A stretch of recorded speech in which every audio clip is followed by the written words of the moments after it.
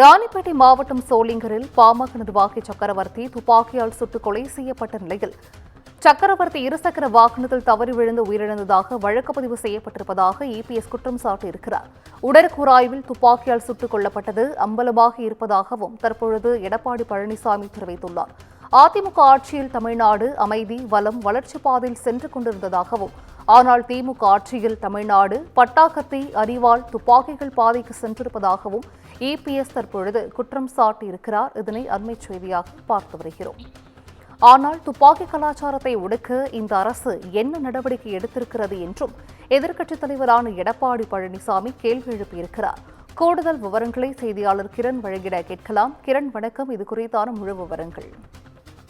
வணக்கம் சிந்துஜா.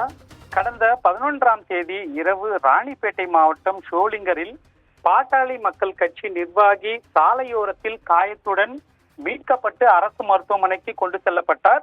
அங்கு அவர் ஏற்கனவே இறந்து விட்டதாக தெரிவித்தனர்.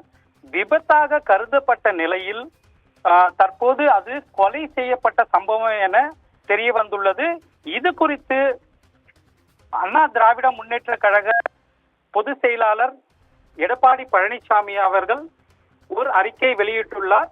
அதில் ராணிப்பேட்டை மாவட்டம் சோளிங்கரில் பாமக நிர்வாகி சக்கரவர்த்தி கடந்த 11ஆம் தேதி அன்று இருசக்கர வாகனத்தில் தவறி விழுந்து உயிரிழந்ததாக ஸ்டாலின் மாடல் திமுக அரசால் வழக்கு பதிவு செய்யப்பட்ட நிலையில் அவர் துப்பாக்கியால் சுட்டுக்கொலை செய்யப்பட்டிருப்பது உடற்கூறு ஆய்வு மூலம் அம்பலமாகியுள்ளது என்றும், அஇஅதிமுக ஆட்சியில் அமைதி, வளம், வளர்ச்சி பாதையில் சென்று கொண்டிருந்த தமிழ்நாட்டை பட்டாக்கத்தி, அரிவாள், துப்பாக்கியின் பாதைக்கு கொண்டு சென்றுள்ள திமுக அரசுக்கு எனது கண்டனம் என அவர் தெரிவித்தார்.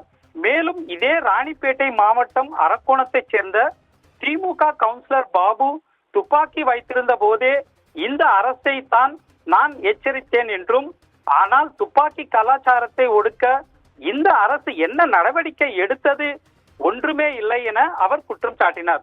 மேலும் ரோட் ஷோவில், போட்டோ ஷூட்டிலும் இருக்கும் கவனம் சட்ட ஒழுங்கு நிர்வாகிப்பதிலோ மக்களை பாதுகாப்பதிலோ இந்த பொம்மை முதலமைச்சருக்கு துளியும் இல்லை என அவர் தெரிவித்தார். மேலும் பாமக மாவட்ட இளைஞரணி நிர்வாகி சக்கரவர்த்தி கொலை வழக்கில் தொடர்புள்ள அனைவர் மீதும் கடுமையான நடவடிக்கை எடுக்க வேண்டும் எனும், கள்ளத்துப்பாக்கி எப்படி கிடைத்தது என்பதை விசாரிக்க வேண்டும் என்றும், தமிழ்நாட்டில் துப்பாக்கி கலாச்சாரத்தை அடியோடு ஒழித்திட வேண்டும் என அவர் செய்தி குறிப்பு வாயிலாக எடப்பாடி பழனிசாமி அவர்கள் தெரிவித்துள்ளனர். சிந்துஜா,